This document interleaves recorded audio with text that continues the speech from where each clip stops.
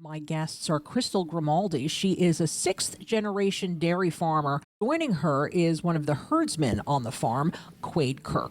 So what would you like to leave my listeners with regarding this debate? An understanding that it isn't quite the same as an industrial setting, and it's hard to understand, but it's a way of life for us. We're there working right with our farm workers. The owners are putting in just as many or more hours, and we're happy to have the people working beside us. We have a really great team of people. I just hope that, we can find a path forward on this in a way that is beneficial for both farmers and farm workers.